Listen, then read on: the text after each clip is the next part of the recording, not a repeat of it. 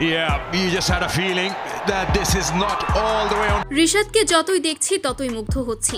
পাকিস্তানের নারী ধারাভাষ্যকার রিশাদকে এভাবেই প্রশংসায় ভাসালেন। দর্শক, পিএসএল এ প্রথম 4 ম্যাচে 8 উইকেট নিয়েও লাহোরের একাদশ থেকে ছিটকে পড়েছিলেন রিশাদ হোসেন। বাংলাদেশের লেগ স্পিনার এরপর টানা 3টি ম্যাচ দেখেছেন বেঞ্চে বসে। সেই রিশাদ অবশেষে রোববার আবার একাদশে সুযোগ পেলেন।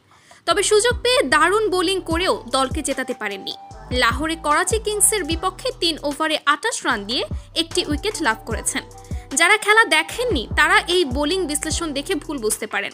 বৃষ্টিতে 15 ওভারে নেমে আসা ম্যাচে লাহোরের বেশিরভাগ বোলারই মার খেয়েছেন বেধড়ক। অনেক বেশি রান দিয়েছেন। 168 রানের লক্ষ্য করাচি ছুঁয়ে ফেলে 3 বল এবং 4 উইকেট হাতে রেখে। কিন্তু এই ম্যাচে সবচেয়ে সফল বোলার ছিল রিশাদ।